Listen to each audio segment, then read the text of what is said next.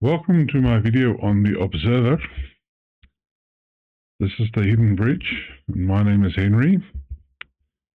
I'm a scholar of mystery and consciousness and all this weird stuff that people try to explain but simply seem to can't. And yes, my take is slightly different. I come from first principles, and then I try and figure it out. Now, this has been one of the most difficult studies so far because it just doesn't seem to get done. Every time I think it's done, more is added. So the past 2 months, the material is more than doubled. So I'm going to tell you a story why this is so important for me and why I got the Observer as this very personal but also very big part of my study on consciousness and being. But we're going to cover, to go to the front slide, the Hall of Many Witnesses. There are many traditions, many views, but there's an overarching narrative that forms if you really step back and look from the first principles perspective. So let me start with a story. I was around about 25. I was working in the Docklands for International Investment Bank in London. We were part-time, so of course the more you worked, the more you got paid. So the incentive was to work late hours. And one night, around about 10:30 the evening, I finally got out of the office. By then there was no Jubilee line to the Canary Wharf. You had to take the roller coaster Docklands Light Rail to Bank. And in Bank you got on the District line. Now at that stage the District line was not refurbished yet, not the nice new carriages of the last 20 years. It was still those silver. I always thought they came from the First World War. The people thought Second World War, although people said they were 1960s. What was also different about those carriages is that rather than being like a bus with some looking at each other, seats like modern, they were all on the side. And in the middle there was standing room and there was the wooden floors. So at Bank Station, I got on the District line. And when I got on the carriage, I immediately realized that the carriage I was in was empty. But I could hear from both sides that the other carriages were almost full, which already was weird. But I didn't pay much attention, so I went and I sat down. And then, just as the doors were closing for the train to depart, something got on the carriage with me. And I use the word something. It looked like a human. It talked like a human. But the moment that thing got on that carriage, the entire atmosphere changed. And my father was a vet, so I grew up around veterinary practice and also seeing a lot of horrible stuff, really. And part of his job was actually putting down stray dogs and stuff. And there was a specific room where that happened. And that smell, death, I can still smell it today if I think about it. And that is the smell that got on the carriage with that thing. Now, yeah, it's fun to watch AI try psychology on this. No, it was real. At that stage, I was in a very difficult time of my life. Very disembodied, disemboweled, call it whatever you will. Not a great place, not a great space. Just trying to make ends meet. But that thing, of all the open seats in the carriage, came and sat right beside me. Now the smell got even worse because I could smell it has not seen a bath or a shower for a long time. And it looked straight at me. Now the first thing that I realized that it had pitch black eyes. There was no white. There was no coloring. It was pitch black. It had yellow teeth. Human-like, but gaps between them. If it was human, it hadn't seen a toothbrush for a very long time. And the train pulled out of the station, and there we went. And this thing started laughing at me and pointing at me. And he made the following statement, which was, where I was in my life interesting. Today I believe, fortunately, that cannot happen. But it said that God had sent him to come and measure me for my punishment, because I was going to hell. And he would be the one who was responsible for torturing me, describing to me all that would happen to me, and how he looked forward to our eternity of fun together. On and on, and more I tried to, I was 25, what did I know? Trying to rebuke him, and then finally, after about a fairly long time, South Kensington Station, I decided to get off. I couldn't stand this anymore. Because I was not in a good space, and you had this thing. Now this is actually where it gets weird. South Kensington, the doors open, I step off, and of course this thing steps off with me. But as I step off, at the side of my peripheral vision, I see one of the most handsome people I've ever seen. So, looked to be of Indian descent, very well dressed, very well groomed, but I picked up immediately. It had glowing green eyes. And it just stood there and it watched me. It never took its gaze off me for the next 5 minutes. Well, it felt like 5 minutes, probably a lot shorter. So this thing starts walking towards this green-eyed person. And it's the only time that quickly the green-eyed person looked at him, but immediately looked back at me. And it was as if that thing, I don't know, at that stage I was, well, I'll talk about what I experienced later on. But it turned around and came running with me with sheer naked aggression, yelling, "You are mine." And at that stage, I don't know where it came from, but everything inside me went with the only words I knew how to handle this: in the name of Jesus, I rebuke you.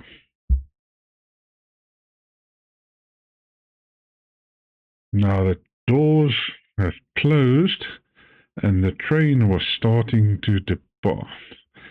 It tried to say something again, but this time I said it with much more confidence. In the name of Jesus, I rebuke you, and I pointed my finger at him. And that thing jumped through the closed door onto the carriage, and I watched him as the train departed, standing there fuming in the carriage.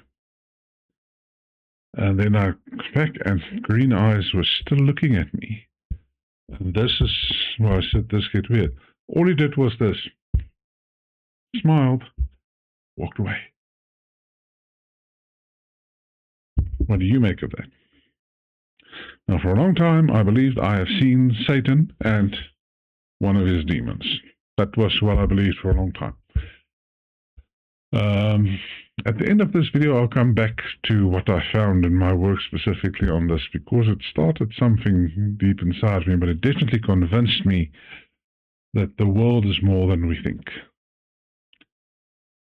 About, what is it, a year later? I'm in Scotland, Edinburgh.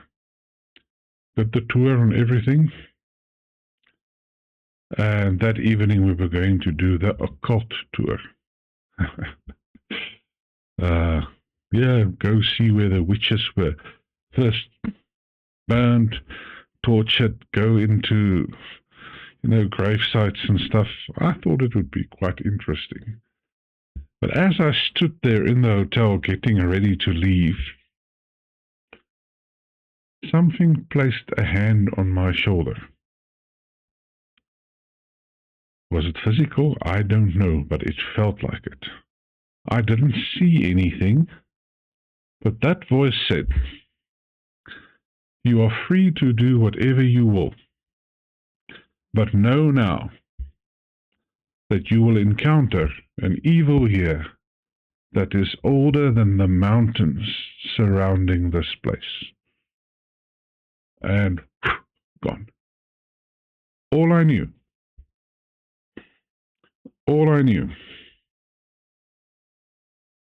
was that it had orange eyes. Tell me what you make of it. At the end of the video, I'll come back to that and give you quite an interesting understanding that I now have on this. So let's get back to the presentation. And yeah, my man Nietzsche, I think, sums up everything. If you gaze long enough into the abyss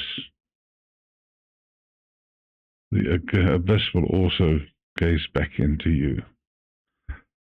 Today we are dealing with the observer, and not just the observer as defined by physics. We're going to look at a lot of traditions. We're going to look at some very interesting movies. Maybe you've probably heard some of them are very controversial, but once you start looking at them from the observer, it changes the way you see things, and how did they know? So, of course, folk tales are filled with the wanderer, the one who follows, the one who watches,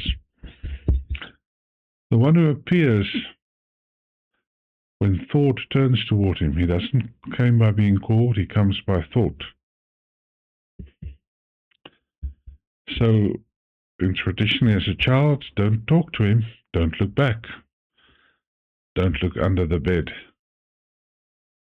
Do not look out the window at night. Do not stare too deeply in the mirror, especially at night. Yes, you've all heard some of this, I know.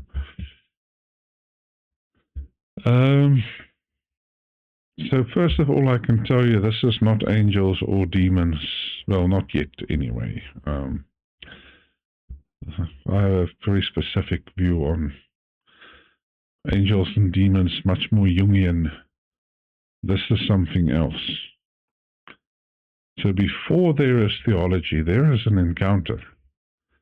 Before psychology can measure something, there is an experience. Before the name, there is a form. And it's very interesting that this happens on the threshold. And the threshold becomes very important for studying being. And you'll see later on how this relates to Greek mythology, and it just gets so very interesting. Darkness, mirrors, dreams, grief, fear, ritual, trance, intense attention. When the consciousness is at a threshold, the observer becomes visible.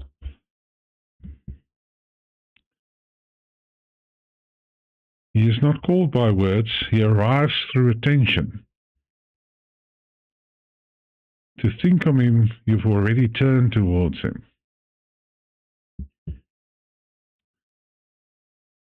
Attention does not merely look, attention enters into a relationship. And sometimes the field itself will answer. A good example that got me thinking about this many years later is the omen of the Watcher. Now, you're all familiar with the Mothman. Before a calamity, well, strip away all the pop nonsense and all of that. I don't even want to, it makes me so mad. Strip away the fluff, just look at the story and what's happening. Before a calamity, a figure appears. He doesn't command, he doesn't explain, it watches. And after the calamity, it disappears. And usually this figure has got red eyes. So yes, now we've already discussed red eyes, green eyes, black eyes. Another famous one that many missionaries report is yellow eyes. Usually indicating corruption of possession. I personally think it's just disconnection from the higher self. Black eyes is usually death and vacancy, and green eyes is witness and counter presence. Very important for our final conclusion. So the eyes are not proof. If you look at the television series Supernatural, they really went into the different eyes and stuff, and yeah, I would not take that as explaining anything sensible. Once again, let's go back to first principles and what we can actually logically conclude. Modern science also has this phenomenon called the peripheral watcher. When you're doing intense visualization training, and it doesn't have to be mystical, most people eventually, after a while, not always in the beginning, will report a hooded person on the periphery of the vision. It just stands there and it watches.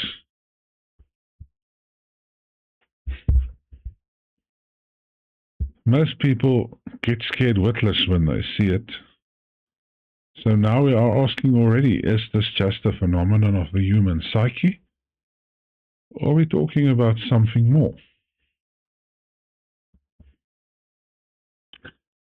Then there is the mirror watcher. Little things you played as a kid that you shouldn't have, especially at night when it is dark. Yeah, don't say Bloody Mary 3 times. I'm not into that, or Candyman, or any of that. But if you look long enough, there will be a set of eyes behind yours watching back. Maybe it's a trick of the light, maybe it's a trick of the psyche. But we cannot ignore that. You cannot ignore it when we are looking at the observer. Who's watching? Now, remember the song that Michael Jackson sang with Rockwell? Tell me who's watching. But what we do when we watch in the mirror is we take our awareness and consciousness to a threshold. And that opens something. So, you have different type of watchers or observers. A wanderer that watches, an accuser that condemns, like the thing on the train. A witness to hold the field. The observer learns not to collapse into fear. So this is where your inner fire becomes important. But that's a study for another day. So we have finally, after everything that I've put together, basically we'll discuss this path. There's an encounter, there's a witness. Then you face the mirror. Then you will face a shadow. Sounds Jungian, doesn't it? I didn't plan it, but it turned out to be. There is a descent. There is a threshold to be crossed. There is a repositioning, and then comes the beauty. I wish I knew that when I was 25. Not believing for years I've seen the devil. Participation and recognition of the self. I never thought this would take me back to my work on the self. So, the observer is a recurring structure of consciousness. Many traditions, whether Advaita, witness consciousness, Sufism, the presence, and you get it through the twirling. Ontological coaching, step outside yourself and observe yourself. And if you do it quite well, on the ends of your periphery, there'll be a hooded figure. Stoicism actually talks about this as well. But it's about attention and pause and doing the observation yourself, which is what I believe you're trying to learn. Jung has got a lot to say about this as well. It's about projection and the symbol of the self. In physics, of course, we have relation and measurement. Quantum, a qubit cannot collapse unless it's observed. A mythology, we've got, of course, the traveler at the threshold. The whole story of selling your soul at the crossroads is an observer story. It has unfortunately been embellished a lot. And of course, Buddhism gives us witnessing a rising experience. Learning to observe yourself, and the more you do that, the less you'll be observed from outside. Interesting. So yeah, mindfulness, Sikhism, Saxon, sorry, Sikhism, something else, Sufism, Stoicism, ontological coaching, Jung, physics, mythology, different traditions, different doors into the same structure beneath.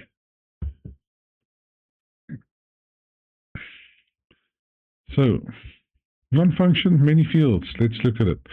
In physics, we've got relation and measurement. In mythology, we've got the threshold and guidance. Coaching and leadership, it's about interpretation and location. Mysticism is called by symbol and epiphany, and we'll get to that, very important for our discussion. In philosophy, we talk appearance and consciousness, spirituality as presence and awareness. And in psychology, you've got thought, emotions, and patterns. The observer is a bridge between disciplines, and is one of those things that become very clear if we study across disciplines. So let's look at our core framework. The observer functions, develops, and integrates. There are three parts that's very important. There's the traveler, the witness, and the mirror. These are archetypal expressions, and each plays a significant role.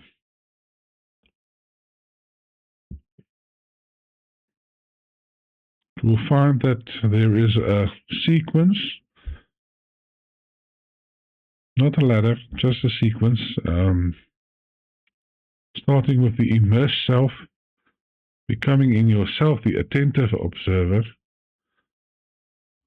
the reflective observer, and the ethical observer.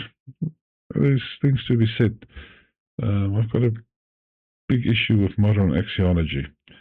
But science, to keep it in line and with modern scientific discussion, we'll keep it there. The witnessing observer, internal or external. The participatory observer. And then the epiphanic observer. Thank you, Rumi. We'll get to Rumi in a moment or two. So, in essence, you are observing yourself, but the more you enter into the threshold, the more the entire field seems to be watching you as well. One of my mentors always said, you must always remember, there's always someone watching.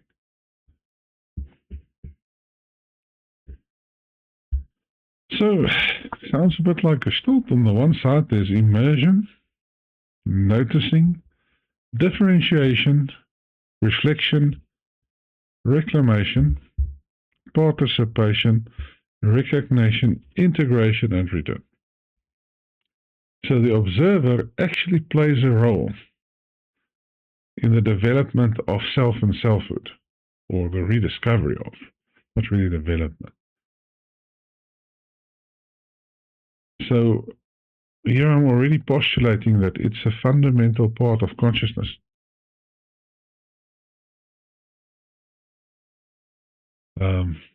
Lots of people will not be happy with that statement. Now, in my studies, I've developed what I call the seven-pointed star of being.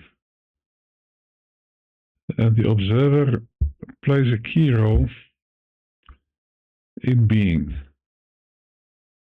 Later on, when we do consciousness in itself, we'll address whether consciousness is primary or being is. Because if you're really going to first principles, consciousness is a function of being. It is before all the other stuff, but it's being precedes consciousness. Something to ponder on.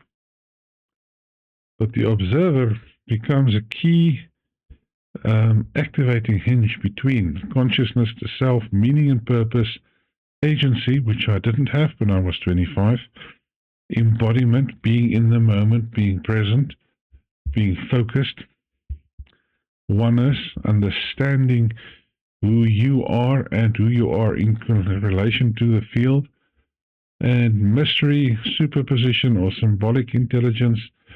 Usually in the 7-point star, I allocate that for the observer. But for our purposes here, just to explain that how central this observation, this witnessing function is to the very essence of being. So we all have it.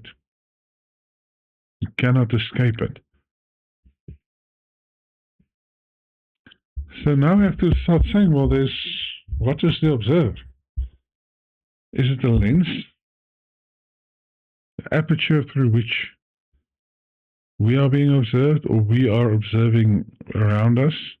Why do we see it in the threshold? Who's observing us from outside? What are we observing from the inside out? There's the inner world and the outer world. What gives us meaning in our actions, and what is it that we recognize and integrate? This is the act of observation.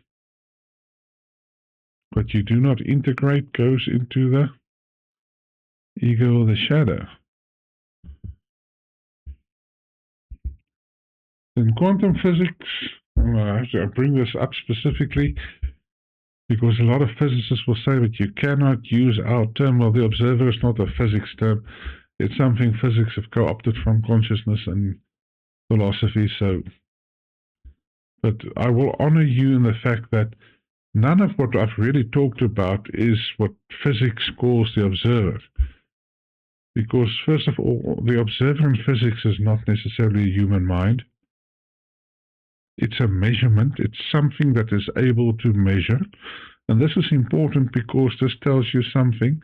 about why you are being witnessed. There is an interaction. Your experience and interaction with reality is being observed. Decoherence. Can we explain why a stable classical outcome appears from quantum possibilities? If the superposition has collapsed into the current state, why? Interpretations, well, we're going to try and work on. That's why many of my graphs of modern sciences, now they're trying to figure out consciousness from the final stage, rather than looking at it from the beginning. And of course, the caution is, in physics, observation plays a very specific role, and people get very, tight about it. So it's not really a mystical thing, but there's a lot that we can learn here. A lot we can take from what physics are teaching us and say, well, if we come from first principles, from a consciousness perspective, what can we learn? Philosophical and metaphysical phases. Let's look at. Now, quite interesting, in Neoplatonism, I bring up Hypatia because she was known for it, but it's Neoplatonic thinking, that you have the cosmic egg, or from nothing comes the one. And yeah, I'm working on oneness. That is one of our being videos I'm working on. The one, in order to understand itself, will split itself. One dimension, two dimension. But in order for it to understand itself, it needs to observe itself, so it creates a third position. Now that is static. Therefore, we are coming to what is called the fourth dimension, in which you and I live, where there is a sequence of snapshots that is being observed. One of the reasons they brutally killed Hypatia, she's one of the martyrs of inquiry. So I'm not going to go into a full detail. I wanted to get that message. Why do I bring up Hypatia? 7 dimensions, not 12. You go into Babylonian numerology from beginning to end, and then you return always to the nothingness or the singularity. We'll get to that in consciousness. Let's look at another person. Now, attributed to be the father of modern scientific thinking, and yeah, people don't like it when you say that. And even the statement attributed to him, people say, but others said it before him. One of the most brilliant men of his time. Without him, we don't have a Newton. Interacting, of course, with people like John Dee, Walter Riley, is Sir Francis Bacon. The modern scientific method, testing a hypothesis, observing the fact, but here's why he is in the observer. It's not just that we are measuring and conducting experiments. Very specifically, the seer, the seeing, and the seen are the same. You cannot separate the observer from the observation from the observed. It is the same thing. And then we get to Rumi. A bit before Bacon, but coming from the internal and understanding that observation is about the mirror, and we'll get to that. but of course called the poet of America. Funny that Islamic poet would be called the poet of America, sort of. But the swirling dervishes and everything, it's about presence, and the more you get into the presence and the movement of your embodiment, the more the self is revealed. And through that all you will encounter love and a longing to be one again with the one. So, through love and remembrance, the soul returns to its source. So, for Rumi and Ibn Arabi had a beautiful, beautiful idea. You are looking at a mirror, which is filled with rust. So you're going to clean it. The more you clean it, the more you will see, and the more you will be revealed to be in oneness. The heart is polished by love, remembrance, and humility. Rust is ego, attachment, and forgetfulness. When polished, the mirror reveals the beloved. Who's the beloved? What you see in the mirror. Ibn Arabi, creation is a mirror of the real. So everything that you are observing is a mirror. The human being is the cleanest locus of this reflection. The perfected heart reveals the divine self and disclosure. The divine self-disclosure. Beautiful. So, our perception is obscured, but then we see something. We see a projection and we misinterpret, and then you wax on, wax off. And you begin really looking at who and what you are. Until you can see a clear reflection, and then the beloved is disclosed. The more, I think one of Rumi's famous quotes is, the more I looked for myself, the more I found God. And the more I looked for God, the more I found myself. It is what is inside of you. The clearer the mirror, the truer the revelation. So please understand, we are not talking about the ego here. We are talking about the higher self and clearing the clutter and remembering who you truly are.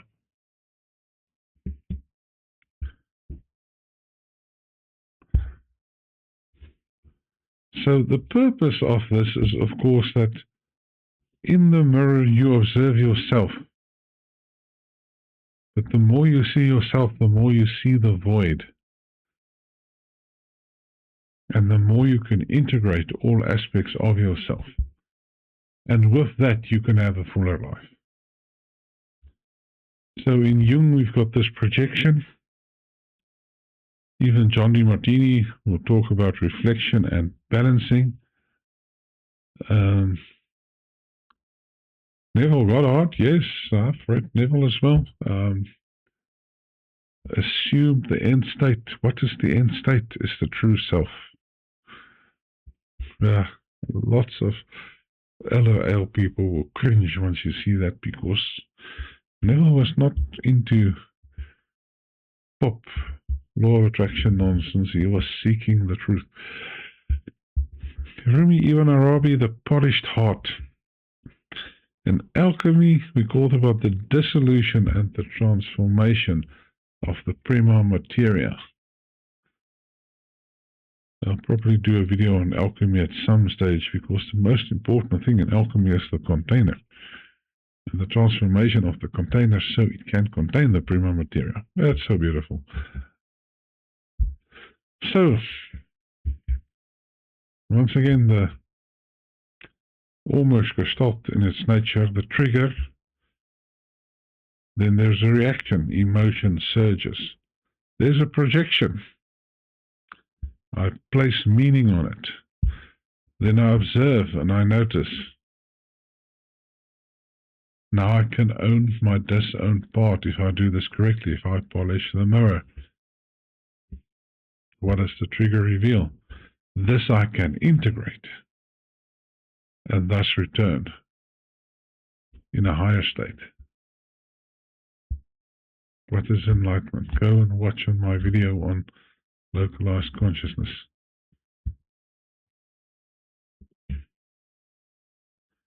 Out beyond ideas of wrongdoing and right doing, there is a field. I'll meet you there. Hear me. So, can you see, I've started with the story about my experience in London. We looked at the mythology of the observer.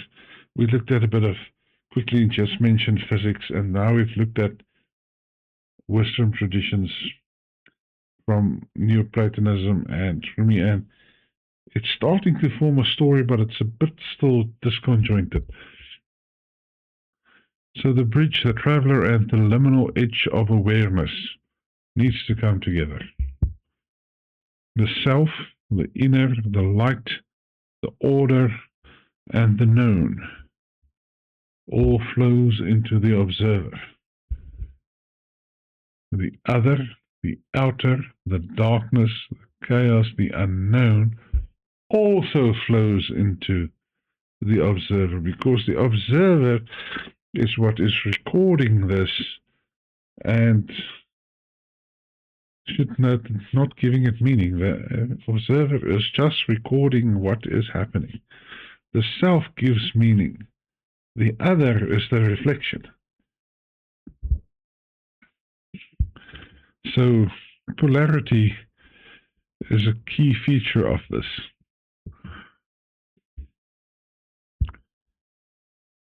So the big thing about understanding the observer is not just object, silence, potential, emergence, interval awareness, object, context. The entire field is alive. The dead space around what you are looking at is alive.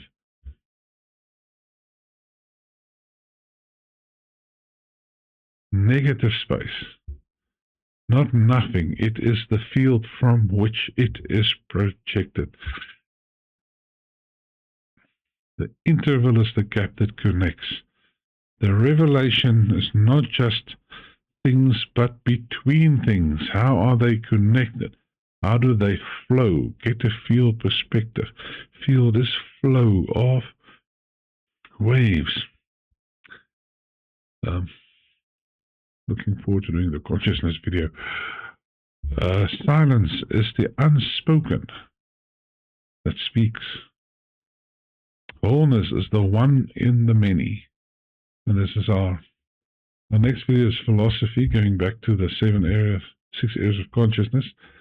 But after that, we are doing oneness.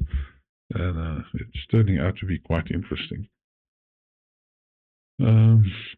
Because we've got to get rid of all this pop spirituality and scientism. I think it's the duality that is scourge of the modern age.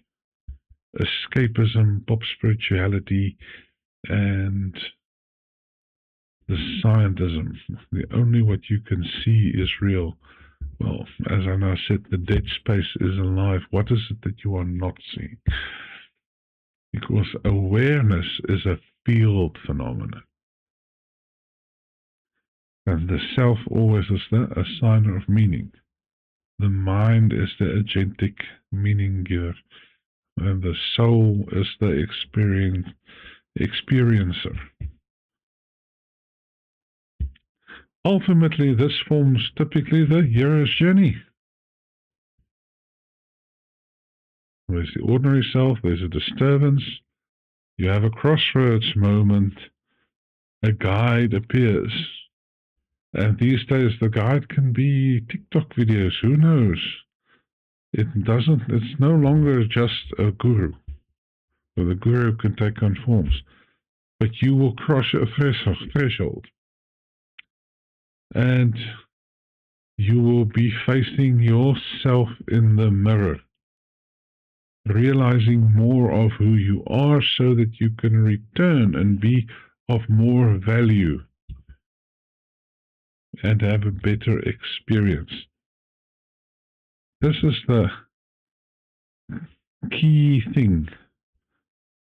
The hooded presence at the edge of inner vision. So we return now to our peripheral vision. In deep visualization, dreamlike states, there is a silent watcher.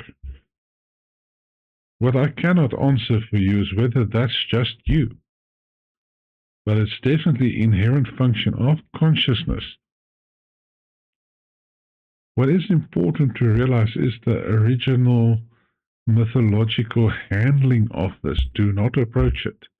Do not talk to it. It's not there to talk to you, and it's not there to harm you. It is there to observe. It is there to witness.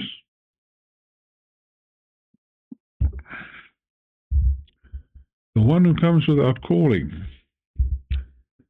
Now here, this can get very tricky. Lots of horror movies have been made about it, and that's what's really giving it a bad rap. The night visitor. The things that go bump in the night.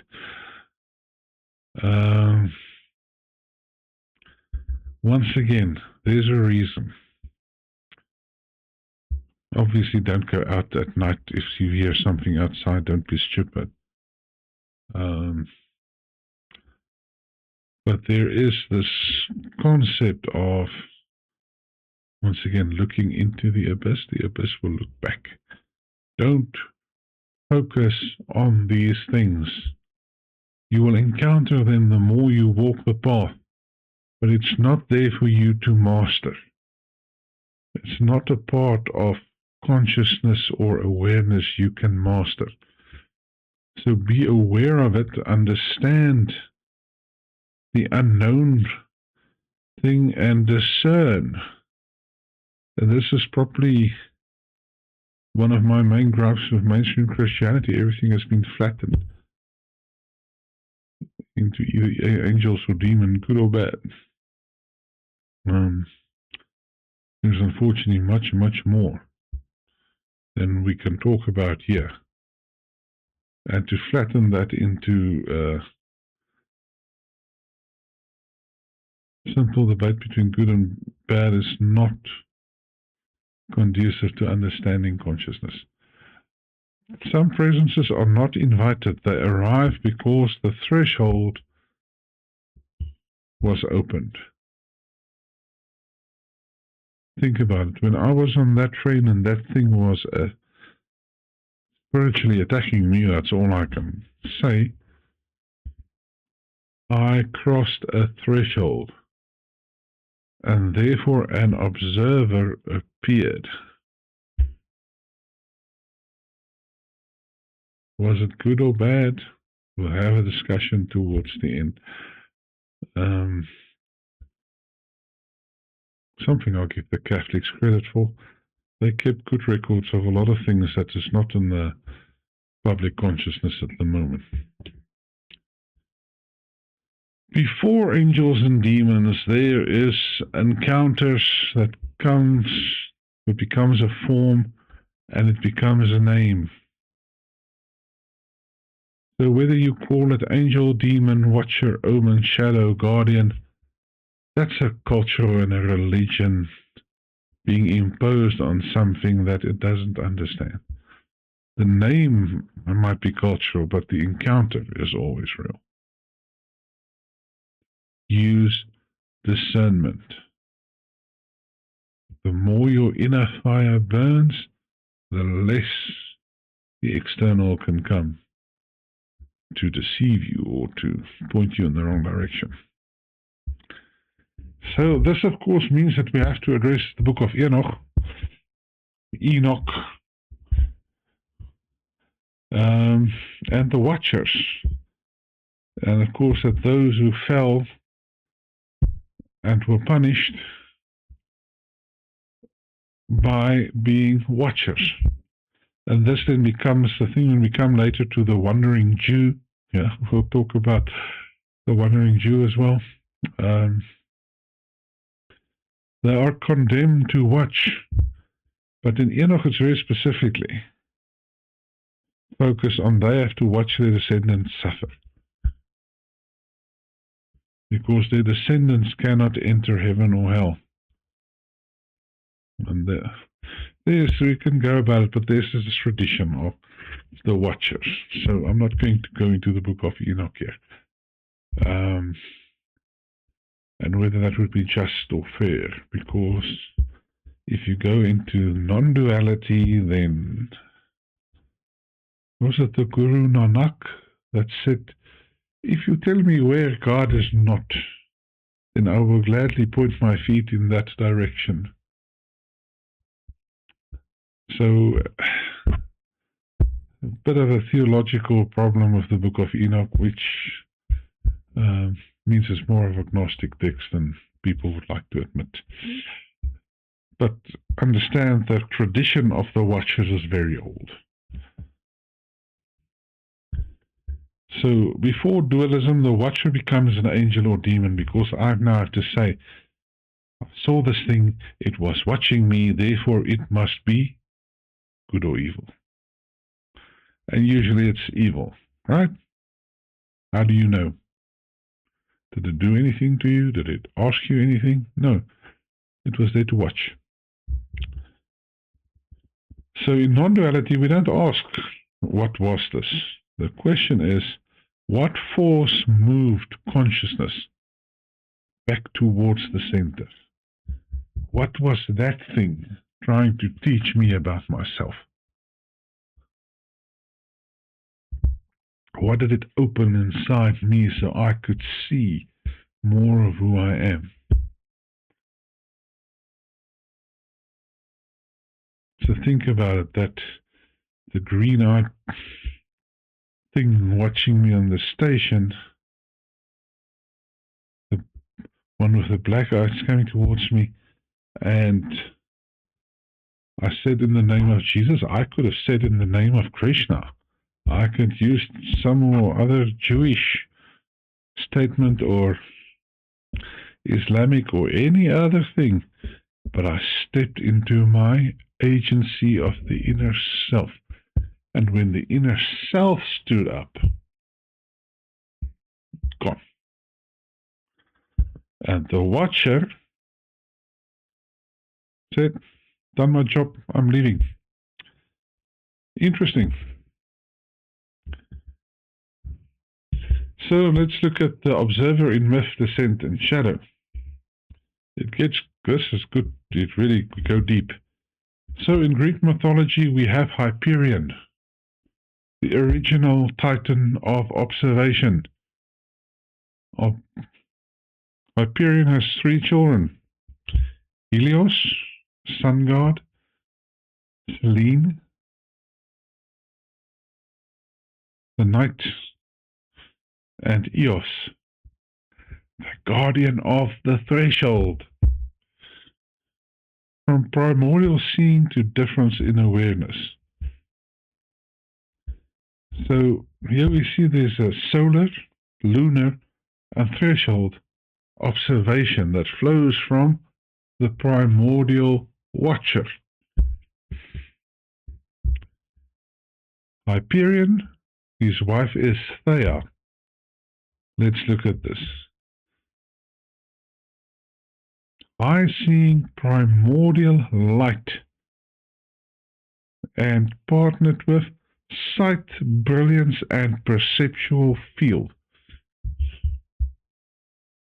Maybe somebody was trying to teach us something. That's what's so sad about the modern take on Greek mythology. People only see the stories and say is myth. No, it's a story of consciousness, of human consciousness.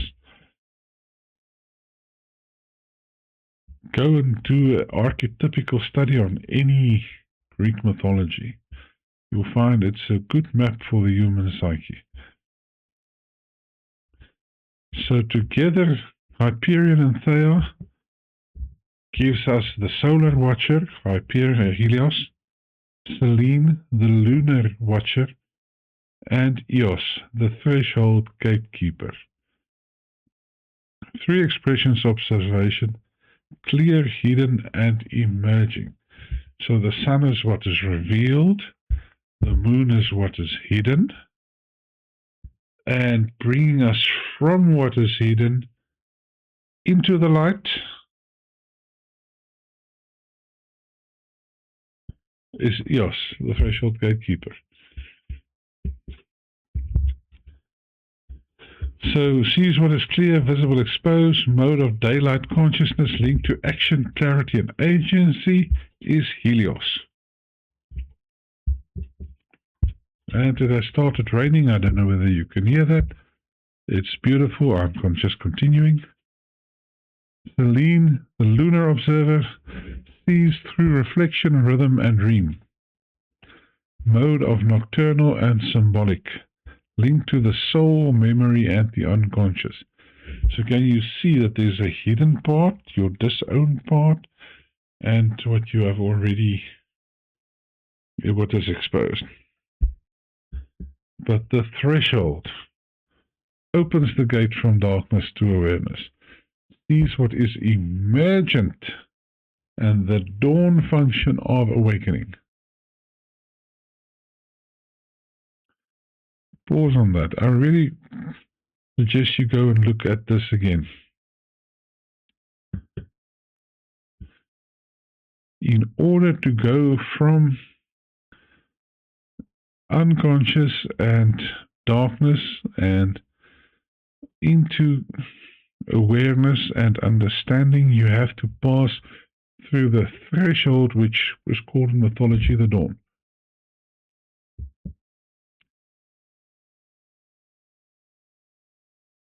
So we have an observer lineage clearly showing the process. And ask yourself once again, how did they know this 2,500 years ago? One of those beautiful things that people struggle to explain.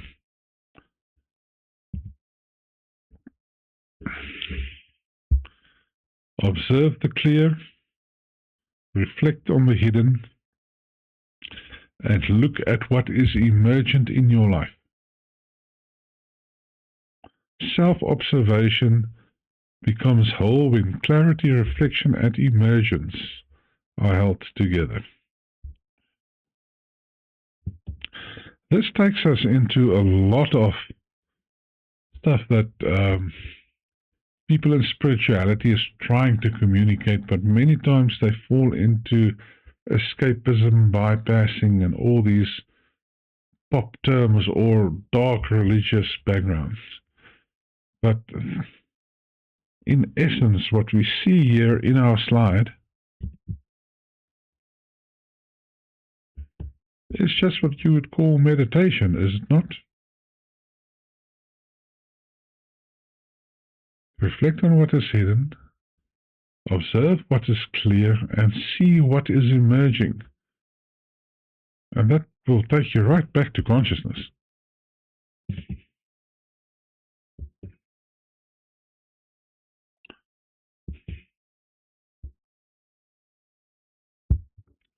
The observer sees what is clear, what is hidden, and what is beginning to appear. This is a key insight from studying the observer. Is it internal or external? That's what you have to decide. Mythic seeing, psychological witness, and spiritual awareness becomes one process. I almost want to quote Werner Herzog on psychology here, but there's too many good psychologists out there who's really got their heart in the game. But unfortunately, a lot of what psychology does is denying this. The human is not a thinking machine. It's a conscious machine. It is a localized conscious awareness. So, the ethical trap to avoid. Fear says I must hide or obey. Shame says I am exposed. Punishment says I will be judged. This is how people try to hijack this. Coherence says,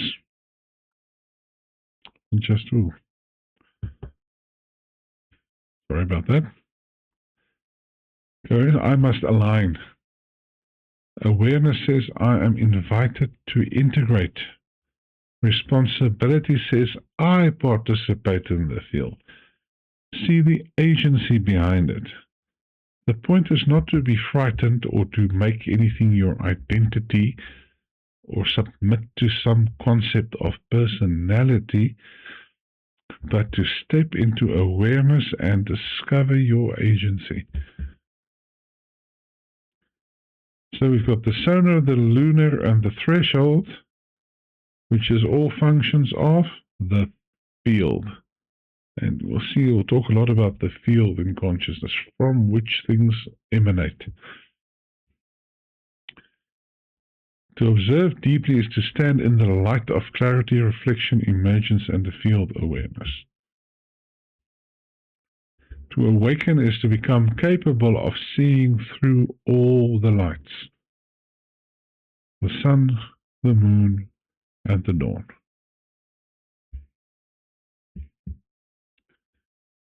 When reality sees back, now we're going further into Greek mythology. It turns out the Greeks really got into the observer.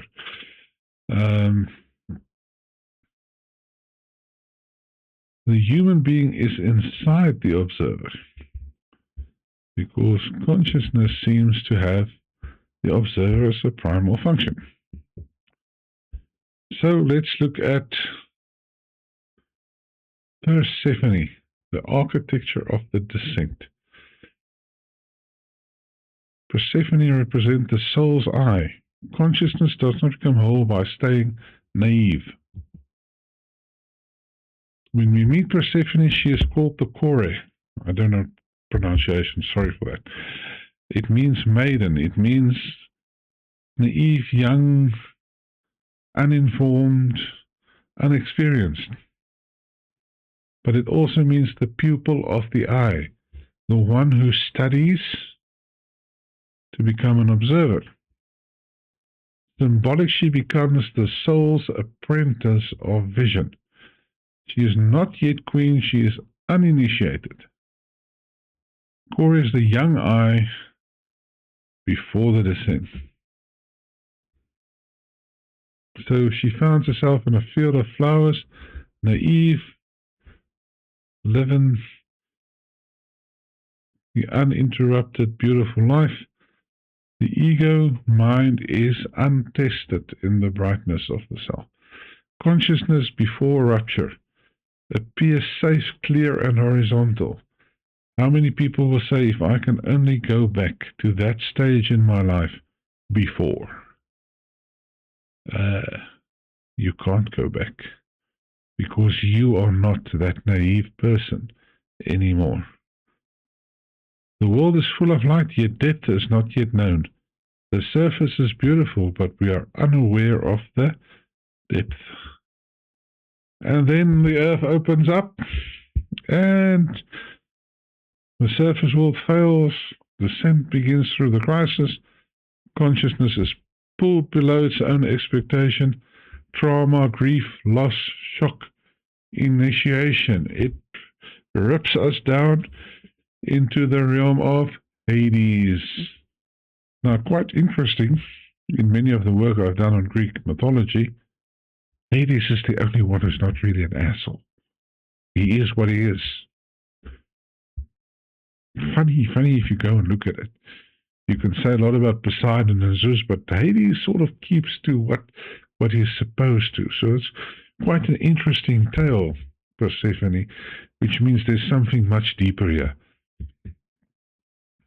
Hades is the underworld container, the realm beneath consciousness. Not evil in the simplistic sense. The underworld is a deep container, morality, shadow, grief, instinct, memory, the hidden architecture of the psyche. that which you have not faced. The underworld is the place where the hidden reality is stored. Now we look at Demeter, the grief. When the soul disappears, the mother weeps for her daughter. The surface loses its fertility because now you're confronted with something that you don't understand and struggle to comprehend, but you can no longer go on the way it was in the past. Life without the soul becomes barren. So it feels like you're in a famine. We've got two watchers. Both Hecate and Helios witness the descent. Who saw, who heard? Hecate hears the cry of the threshold witness. Helios sees from above as the solar witness. The descent is not unnoticed. The soul crisis enters the field of witness. This is consciousness operating at its, I won't say its highest, but very, very specific function.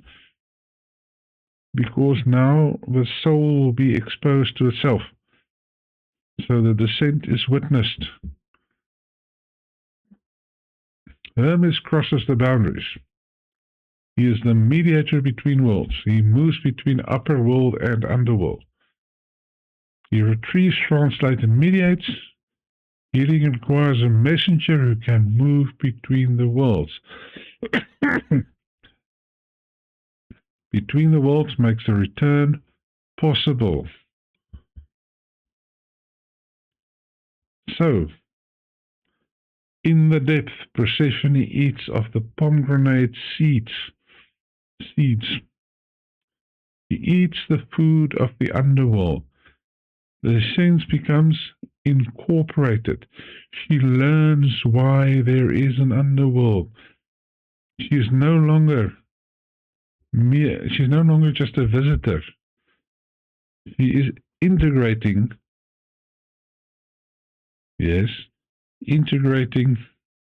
the unconscious, the shadow. She belongs partly to it. But we'll get to that. Once the soul has tasted the depth, it cannot return to the superficial and the innocent.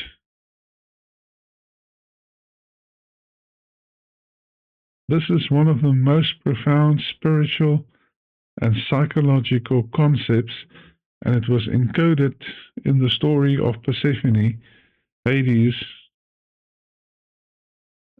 and the descent and return. Way before someone like Alexander came along.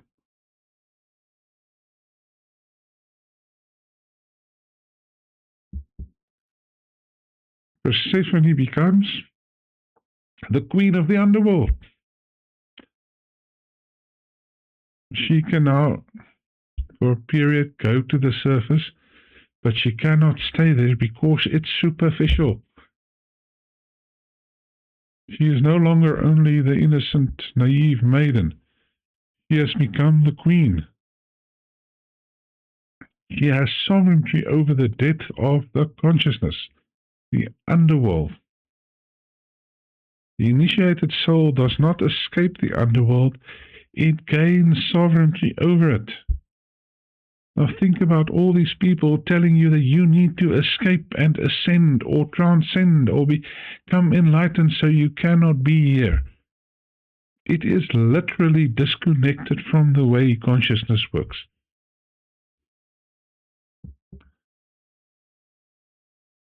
Cyclical return. She belongs to both worlds now. Between the surface and the depth. Too much surface becomes superficial. Too much depth becomes collapse. Health requires the rhythm. You must be in the world. and then go back and integrate. Learn what you can, understand your role in it, interact again. The soul remains whole by moving rhythmically between light and depth. So there is the process. Mystical language, but real powerful depth psychology.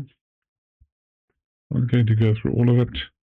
The myth becomes psychology when descent is understood as the soul's initiation into the depth.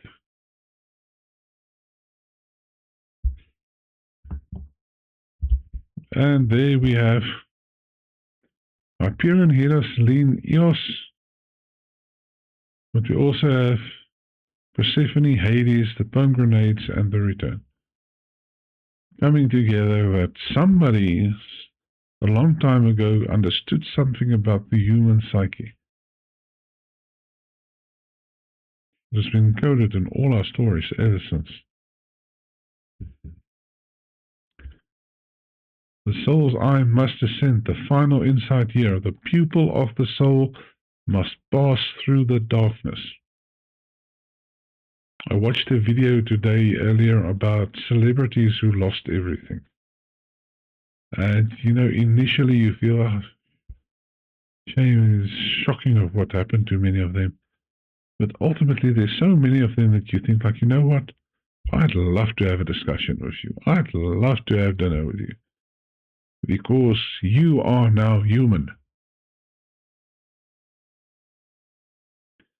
You have understood having a lot and losing it. And you've gone through that cycle. Obviously, a lot of them still haven't learned their lessons, but there's a lot of them that did, and it's beautiful. Innocence, see the surface, initiation, see the depth, but here is our key takeaway. Integration sees both. We are in the world, but not of it, I think is the saying. The eye becomes the organ of wisdom only after it has learned to see in the dark.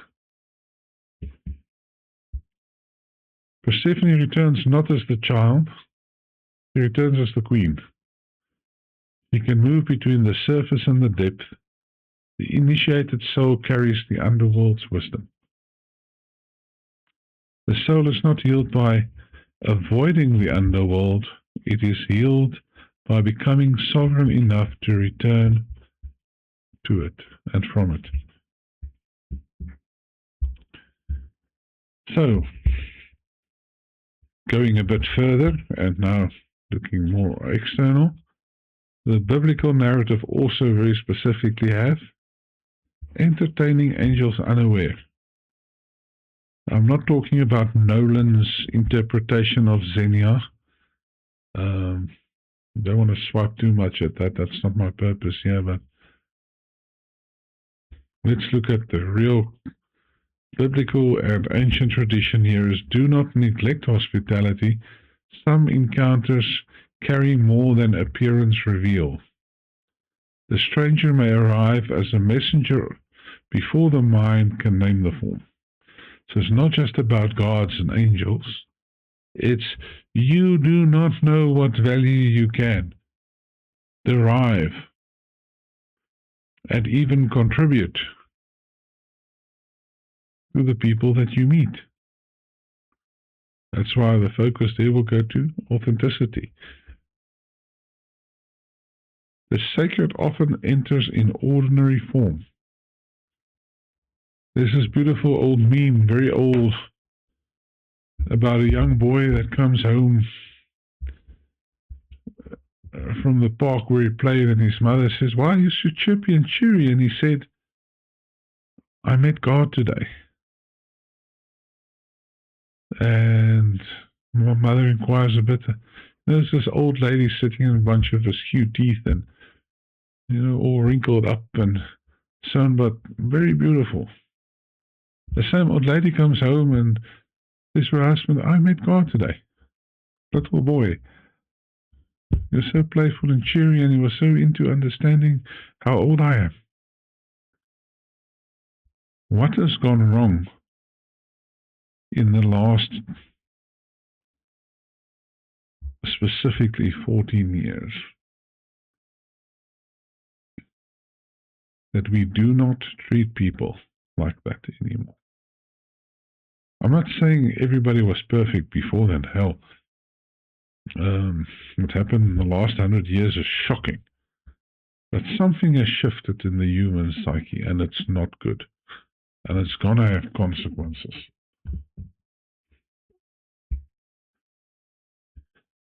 Why is this important? The blessing inside the container. Judgment closes the container. The moment you judge, you exclude, and you can no longer learn from it or receive a blessing. The blessing will remain unseen if we judge the form too quickly. We exclude ourselves of what it came to reveal. Judgment says, I already know, so I don't need to pay further attention. What do you judge? How many people have you judged? Because they simply didn't do what you want them to do. Instead of learning from them, embracing them for who they are. Discernment stays awake long enough to see the function of the encounter. What are they teaching me about myself? So the observation remains open. And awareness can, with other words, reflect. Now, another interesting thing that came up in the world is it Leviticus 13 or 16? I'm not exactly sure. But the Bible has got this very difficult piece of the goat for the Lord and the goat for Azazel.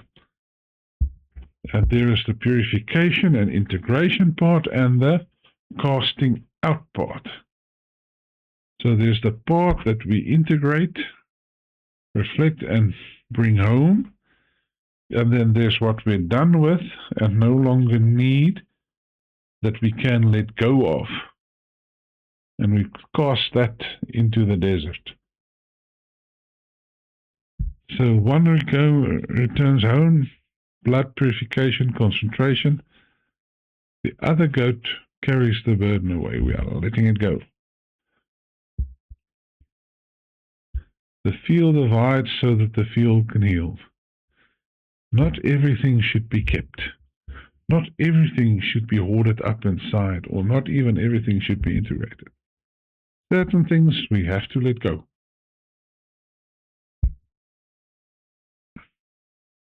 The purpose is not separation. It is that in this we are returning to ourselves and our higher being.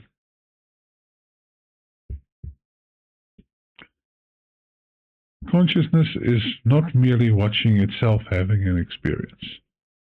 There's sort of the pop thing that comes very easily.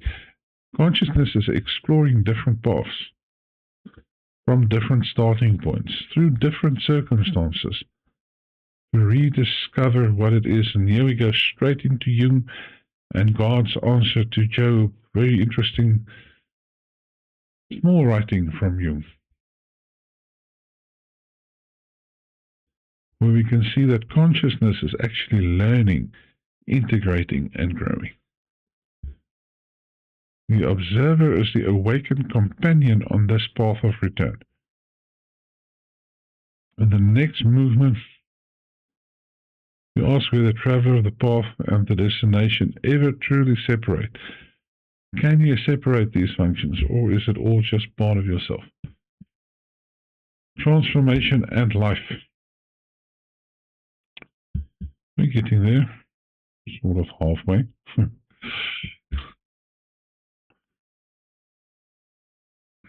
So I'm going to go through this quickly, because we've touched on a lot of this before. The hero's journey is a typical story of the observer. You start ordinary, go through tough trials, reflection, discover more of yourself, a guide appears, you go through even more, you conquer and you return, but you are not the self. Think of Persephone going into the underworld and being able to return, but she's no longer the same. She is now the queen. In alchemy, we've got a similar thing going through the Negredo, the Albedo, the Citronitas, and the Rubedo. There is this crossing of the threshold and ultimately becoming or manifesting the Philosopher's Stone or the prima materia in yourself. But I will caution that this is not a once-off process. It's a cyclical process. You go through this lots of times, but I will not cheapen it. People who've really been through a deep transformational alchemical process doesn't take this lightly. Alchemy shows the process. The observer is the vessel in which the process becomes conscious. So one of my main conclusions of this deck is life is for living. The observer and the experience. Emotion, relationship, beauty, and suffering is an experience. You're here to have all of it.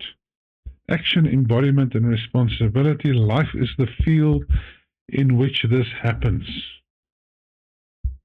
The witness that notice without fusion creates space between reaction and response, makes reflection, choice, and integration possible. So you're here to live, but it's also to be witnessed. The observer does not remove itself from life. It actually helps us to have life and have it more abundantly, consciously and coherently. So now we also need to go into the shadow side. I said we talk about some good movies that explains this and how this is played out. Witness can ultimately illuminate or detach. Observation is not transformation, and the observer carries both insight and risk. Now, our first movie that came to mind is The Wicker Man. Everything is visible but not recognized. The whole movie, everything is in front of him, but he simply does not see it. So his worldview filters out his predicament. The observer thinks he is investigating, but he himself is being observed, and it has dire consequences for him. Another very weird movie that explains the peripheral vision and how we give meaning to stuff is Don't Look Now from Donald Sutherland. Very interesting story, but it comes to mind when you think about the observer. That he sees this peripheral small character with the red coat, not realizing it's actually a serial killer, but he's so obsessed with his loss that he doesn't see it, and that leads to his demise. Perception is not the same as discernment. So he perceives, but he doesn't discern. So his grief, his memories, inability to be present distorts the meaning. And then we, of course, have the myth of the wandering Jew. Now, there's a lot of stuff about this. This is not about it. There's really lots. It's one of the stuff that was used to promote anti-Semitism and the darkness that happened during the Second World War, but I'm going to basically say through the last 2,000 years. The story of either a person, some will say it's the Roma, the soldiers, specifically the wandering Jew. So it's somebody who came to just observe Christ being crucified, and for that was cursed that he cannot die. Some would say it is the guy who gave him the cloth to wipe his face on the Via della Rosa. It's very possible. It's unfortunately in it is the message that they would like you to think that Jews are cursed, but that's not the story here. This is a story about somebody who observed but didn't participate, and therefore there was consequences. So please be careful when you look at this. It's not Um, there's a deeper story about the observer here, and yeah, don't put this into racial hatred, please. So, and this is very important when it comes to Jesus' reversal. When he says retrospective innocence is exposed to self-deception. Your fathers killed the saints, and yet you say if you were there, you would not do it. And in this, you have cursed yourself. In a course that I do with my students on global mindset, we look at the horrible things that happened during the last 100 years, and I force the students to realize in those circumstances, you probably would participate. Very few people will have the backbone to say no.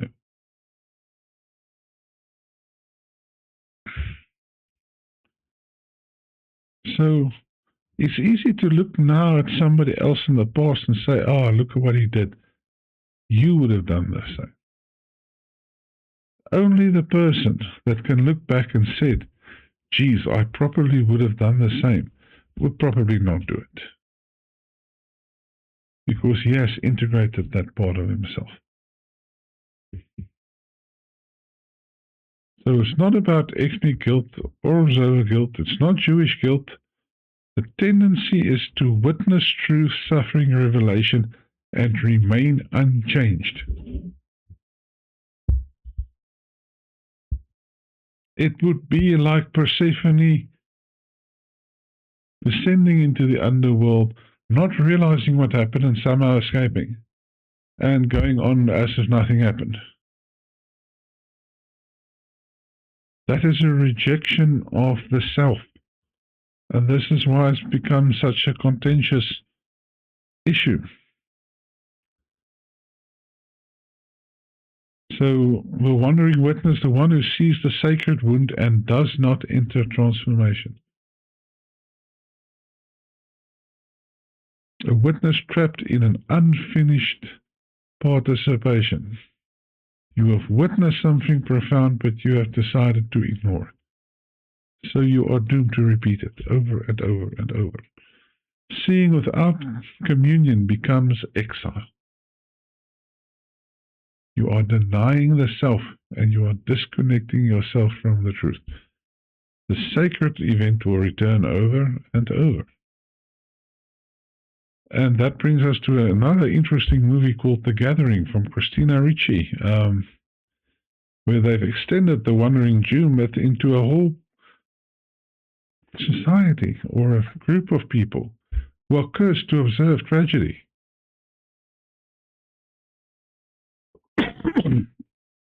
Only the one character that finally integrates what happens and therefore is no longer part of it. But the rest simply can't do it, so therefore they are doomed to continue to be forced to observe the same thing over and over. The curse is not immortality, it is repetition. What is witnessed but not integrated returns. History summons the witness back to the wound. Repetition continues until transformation. Who thought that the study of the observer will get here?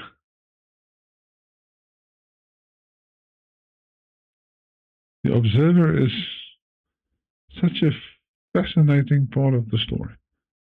Ultimately, it's about coming to the place where what you have observed, you can now integrate, accept it for what it is, and move forward as Persephone, the queen of the underworld, not the maiden. So unfortunately, hindsight has a false innocence. The past judged cheaply when the present is ignored. I would never have done that. The real question is, what are you watching now? False innocence hide in present complicity. There's a lot to be said. Think about what happened to Charlie Kirk at the reaction. Yet if we talked about the Second World War or Cambodia or Rwanda, people weekly, I would not be part of that. And then in the present, yeah, good luck. I wish I could share my heart with many more people. The screen has become a chapel of passive witnessing. That is our problem. Remember I said what has happened since 2012. War, scandal, collapse, and suffering has endlessly watched. Attention does not automatically become transformation. We are all seeing, we are all spectators, but we are no longer participating. We are disconnecting from it. Or we are living in a bubble. So, meaning is becoming confusion, embodiment is disassociation, agency becomes spectatorship, and communion becomes exile. How do we solve this problem?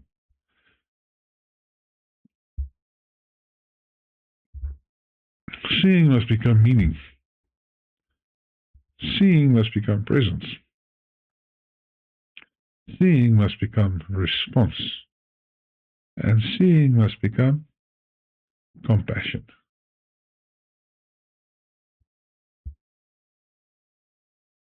Can you see yourself struggling in the one person that you really, really despise?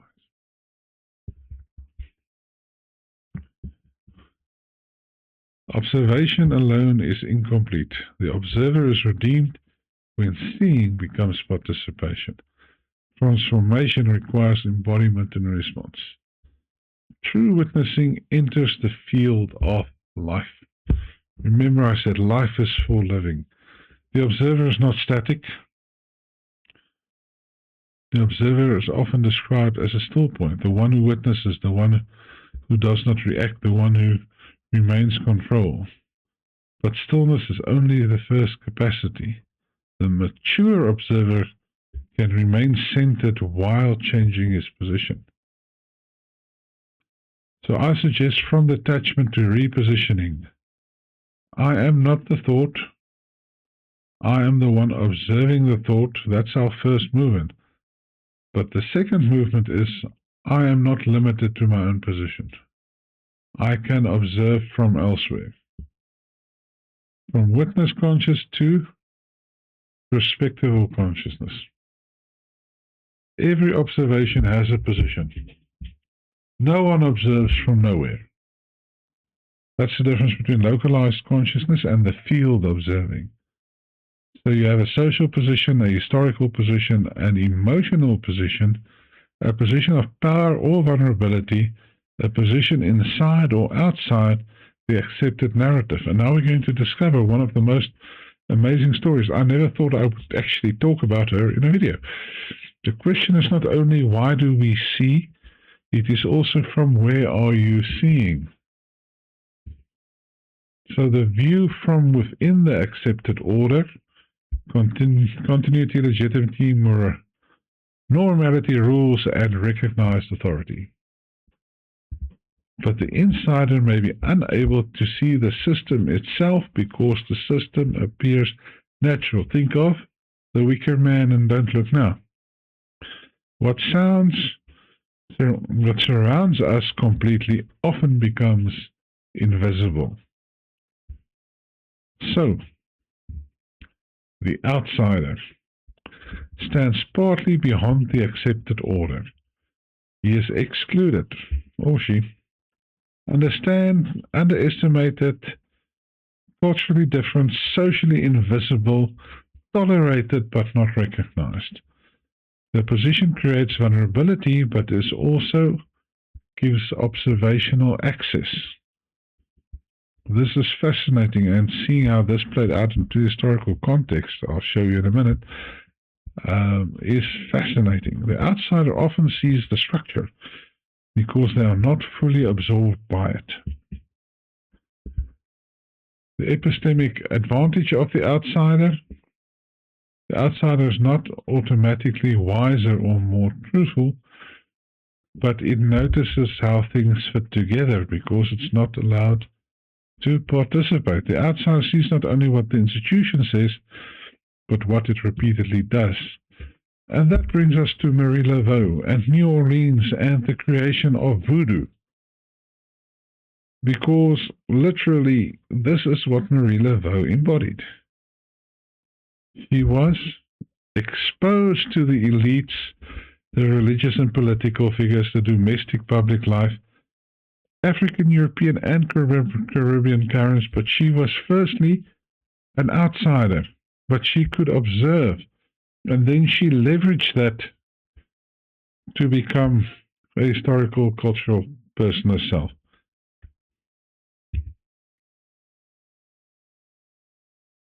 So think of what Marie Laveau did. Cultural knowledge, religious knowledge, personal information, social networks, observation, strategic interpretation. She occupied the threshold between all the worlds with which she interacted. She becomes the boundary or threshold figure. And she learned to leverage that. Then we've got another story, which is actually even, it's a bit sad, but sometimes we want to get a bit harsh. And this is Tituba and the Salem witch trials. Now here we have a similar story. Africa, Caribbean descent, not being part of the pilgrim community, being tolerated, outside, accused of witchcraft. What does Tituba do? She realizes if she confesses, they won't kill her. So she confessed, but part of that, because she was the outsider and understood the community and observed them,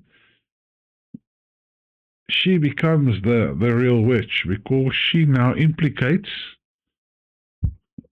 other people in the community and set the whole field afire. I'm not an expert on the Salem witch trials, but I know lots of people died and the community was permanently shattered. But can you see that they targeted the outsider, persecuted and tortured her, but because she was the outsider, in order to save herself, she used the knowledge of the community against itself.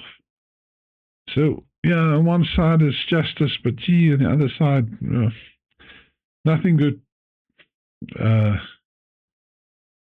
by executing people, or in essence,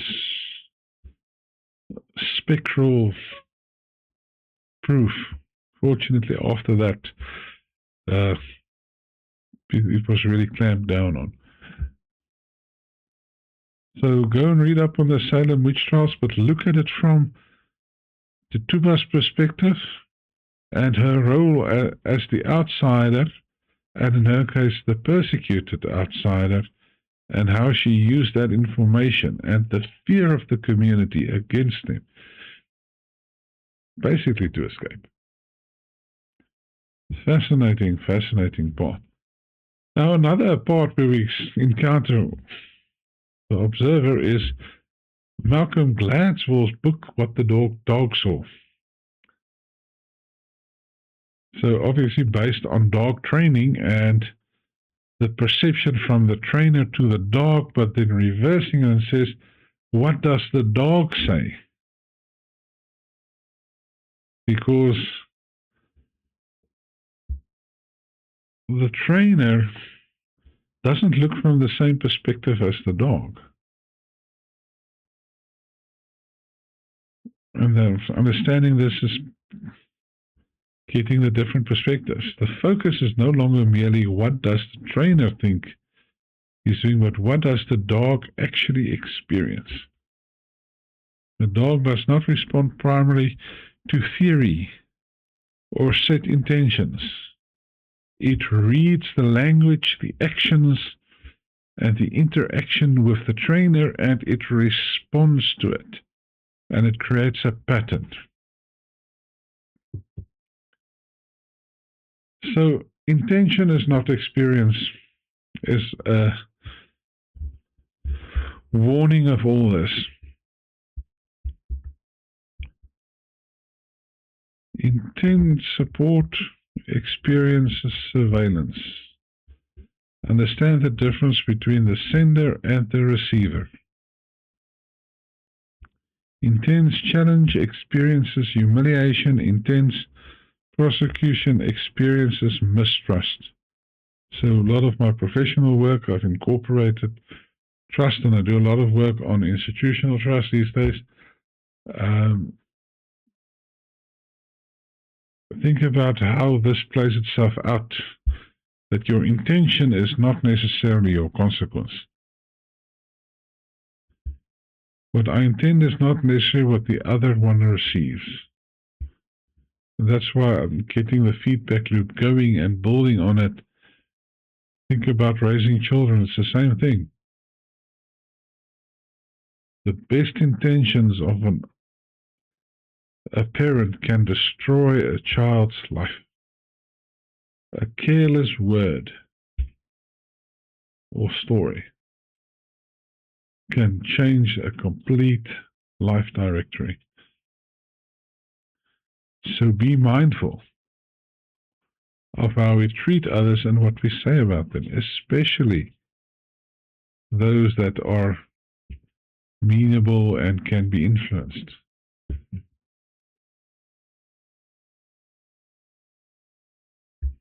So, also the observer, what we learn from Marie Laveau and Tituba and our shadow work is looking sideways.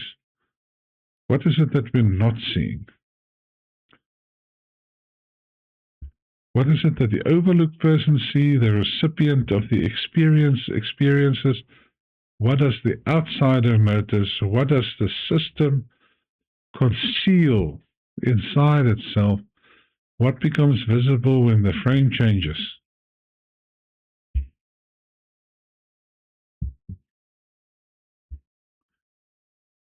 So we've got 4 observational positions: the recipient, the participant, the narrator, and the observer, all working together to transcribe experience and allowing us to integrate. So the witness is the 5th position, the one in the middle, the one that needs to integrate these 4 processes.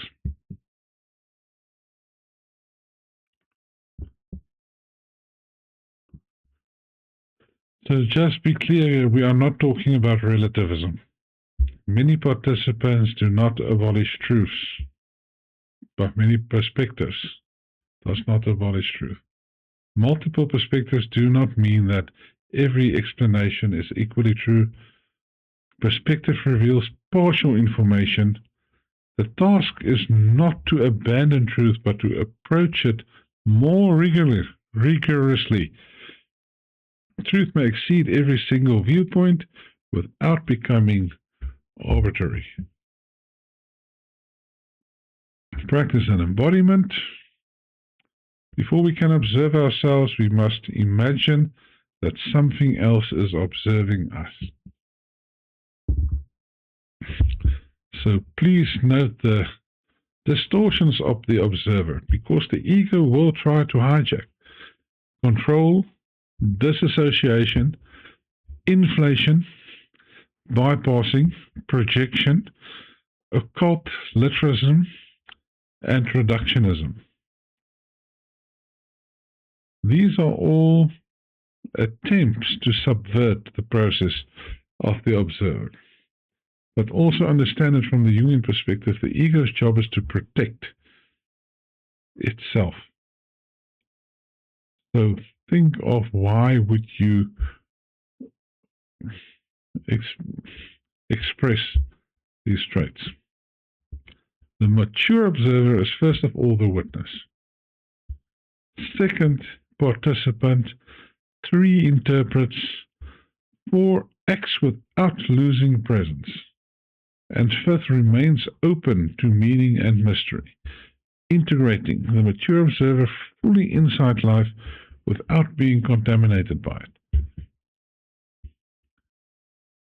The observer and agency, it's about making choices, interpreting your reality, but taking action and learning from that. As I said, life is for living. The experiences there to be integrated. And this is how you go from being watched to watching. Fear says something is watching me. Awareness says I am watching the fear. The observer begins where identification ends. In ontological coaching, we've got the process that you can observe yourself, you can change your state, and you can view alternative states so you can create an integrated self. You can go into that. Ziegler's work, 4 books on ontological coaching, very powerful, and it's very interesting techniques. Take note, ontological coaching and somatic coaching is related, but it's not the same. In ritual magic, you have the same thing. Yeah, I never thought I'd study magic to understand the observer. Not really interested in the magic part, but in the process of, first of all, centering yourself, projecting yourself, embodying whatever it is that you desire, returning to yourself and integrating it. Think also when you do sigils. The same process. Sigils is a form of ritual magic. Think about law of attraction, the end in mind. It's a form of ritual magic. In the Sedona method, very specifically, sort of can play the difference between the new thought, because that's what is really in mainstream law of attraction, is a perversion of new thought. I think there's a lot of misinformation on new thought. But personally, I found the Sedona method better because first you are just a witness. You are seeing it, then entering and participating, having the experience, and then withdrawing. It's a bit more detailed than just living in the end in mind.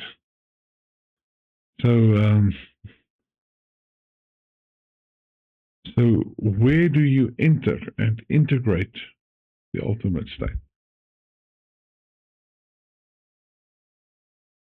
Neville Goddard said, the feeling of the end, embodying the end in mind. But what is it that you're feeling?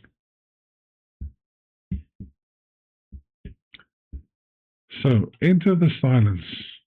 Sit in silence. Let the noise come. Learn how to meditate. Rest in the void. Try and experience the nothingness.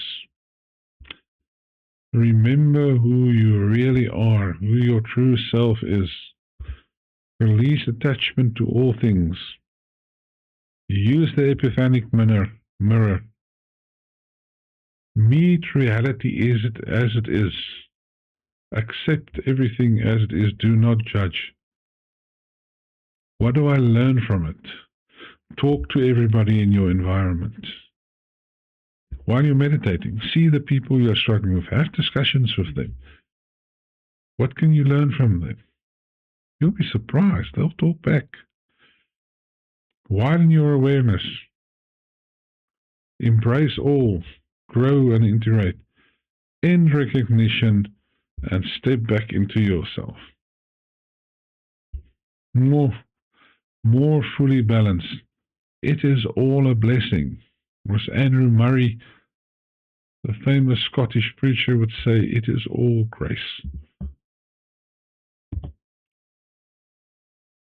What is required if you want to really master the observer inside yourself is presence, empathy, boundaries, discernment, and agency. It almost sounds like we're talking about the 7-pointed star of being here, is it not? The questions. What am I taking for granted? Whose account has become the official version? Who is present but not being heard? Who experiences the consequences? What would this look like from the margin? What does behavior reveal that language conceals? What pattern appears when I move between positions? So, self-examination, leadership, studying history, teaching, cultural interpretation, relationships, institution analysis, and conflict management. You can use it in all of that. The observer becomes very practical if understood from this perspective. So the observer who moves from the witness through the outsider to the participant to the real work observer becomes embodied wisdom.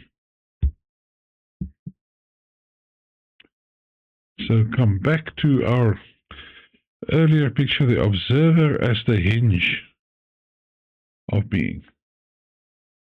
Self to the world, inner to outer consciousness experience, mystery and meaning, being to becoming. The observer is that which stands in the middle. So concluding, we're almost with our expression and conclusion of my story. We'll come back to the green eyes and the orange eyes. I know you've been waiting. Master Eckhart said it so beautiful. The eye with which I see God is the same eye with which God sees me. Reflect on that.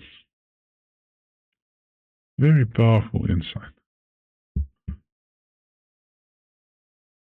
So just once again, the observer fits into our hinge of being, and once again, there is the process.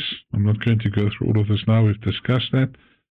How do you activate the observer inside yourself, and how do you start reflecting on it?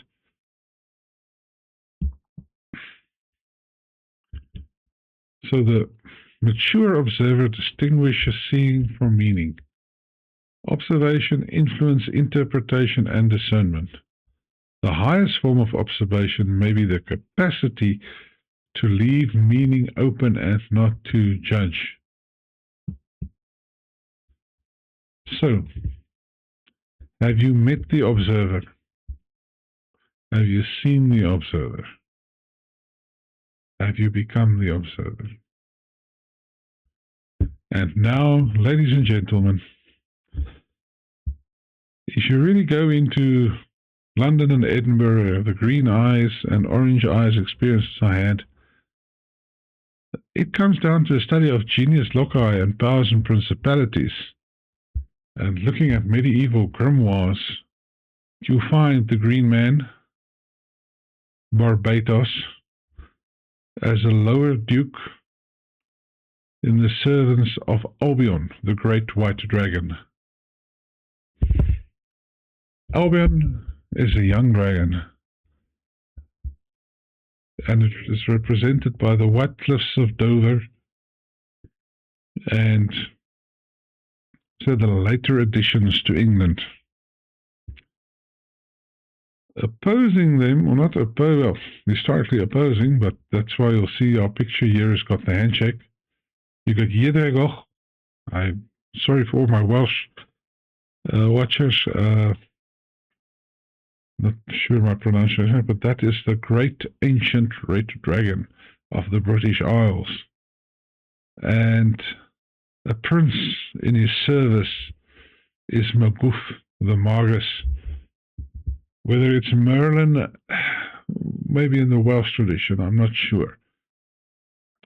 But you'll find that England's flag is red and white because it is the treaty between Albion and Jedregoch.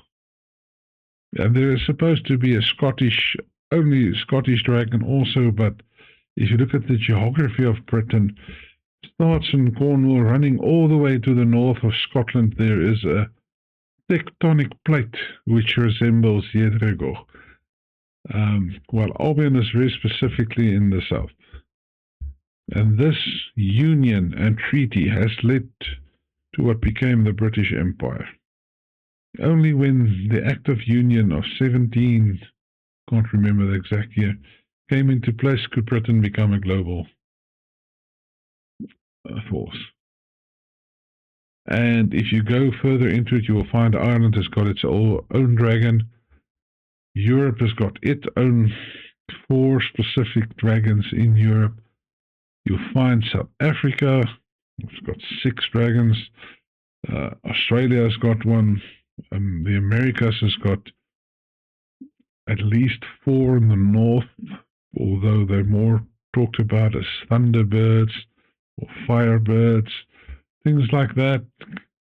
It is everywhere embedded into the human psyche, but Europe specifically was mapped in medieval grimoires. And once again, as I understand it now, why did Barbados came to observe me? Well, the thing that came with me came from the city of London, which is not the jurisdiction or the principality of Barbados. So that thing went outside its mandated boundary. So the area, the green belt that starts in South Kensington, responded. And I experienced it. Whether it was actually true or not is very difficult. But I experienced it, and I experienced it as real as I'm sitting here talking to you. But the study of powers and principalities I briefly discuss in my mystery video under Genius Loci, and it's a whole thing on its own. That you can take into when you step into a building and you feel a different atmosphere. But you are being observed, but you're not there to fight. Acknowledge and let your inner fire always burn. That is the message. All in all, it is about yourself and your own inner agency and knowing who you are. And with that, I say goodbye for now, and we'll see each other again in the philosophy video, hopefully soon. That's going to be a lengthy one, but it's going to be good. Thank you very much.